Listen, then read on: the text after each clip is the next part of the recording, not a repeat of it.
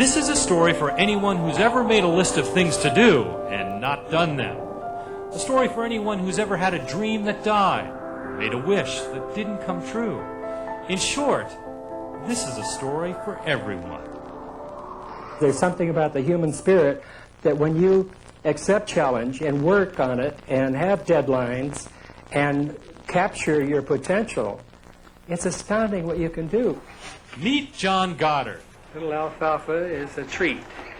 He's got a wife, 5 kids, 2 dogs, a cat, and a horse. No news there. Sweet old horse.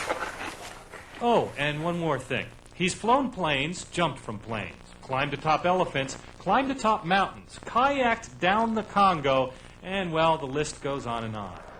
Did we say list? Oh, yeah. You see, there's this thing about a list. Well, it's been a fascinating life. And a well-planned one. You see, one day when John was 15, a friend of his dad's said he regretted never having done the things he wanted to when he was John's age. It hit me so strong that I pulled out a yellow Lego pad and started writing the things I was going to do before dying because they were just buzzing around in my head as fantasies. 127 fantasies to be exact. Soon there were more, then more still. Today there are nearly 400 of them on the list. Fantasies like number 40, learning to fly. That's Goddard flying a fighter jet. Fantasies like number 82, skydiving, as he did here over the California desert. And fantasies like number 25, climbing Mount Kilimanjaro in Tanzania. To Goddard, it seems the unfilmed life may not be worth living. His film has been rolling for a lifetime. Much of it has been spent on top of the world. You've climbed many of the world's tallest mountains. Probably a dozen. The Matterhorn?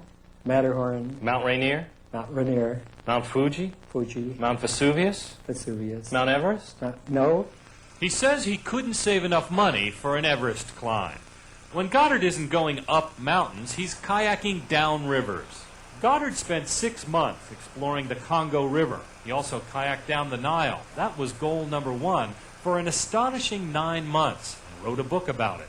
Many of the things on your list are not just adventures, they're education. I mean, here, read the works of Shakespeare, Plato, Aristotle, Yeah, Aristotle. Yeah. Dickens, Thoreau. I've had a long time to do those things, John. You didn't stop there. Poe, Rousseau, Bacon, Hemingway, Twain, Burroughs. How do you find the time to do all these things? You plan ahead. And when you write down a goal, that's a commitment. You don't just let it lie there. If you have any ego strength at all, you say, I'm going to really do that. And then you save money, you prepare, you take instruction, and you do it. Okay, here we go. All kidding aside, John Goddard, who every year leads a large group on a nature hike, is not a man who wastes a lot of time wasting time. And when we asked him what great adventure he had yet to accomplish, the answer turned out to be dog sledding. So, the man whose motto is, to dare is to do, to fear is to fail. Let us join him as he put yet another accomplishment in the books. Most people say, someday I'm going to do that, and they end up, if only I'd done that. And I believe in taking control of your life and making it really important and have some substance and meaning to it. See, this is called white-knuckling it, not out of fear, but out of effort.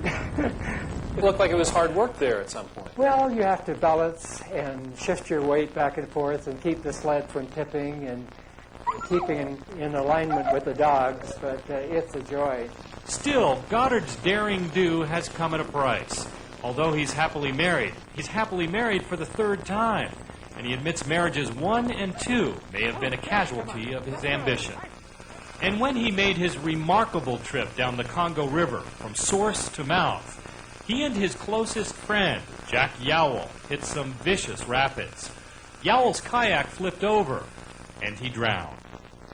But before you judge John Goddard too harshly, remember, he really has explored a number of the world's greatest rivers, climbed some of its highest mountains. There's film of it.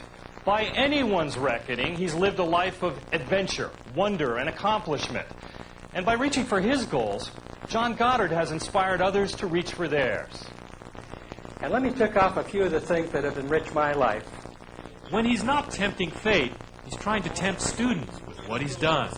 Learning to fly, skydive, hang glide, rock climb, drive a race car, water and snow ski, surf, scuba dive, read the Bible from cover to cover, become an Eagle Scout.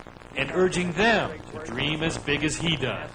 Many of us make up lists when we're 15, and frequently we give up on them by the time we're 16.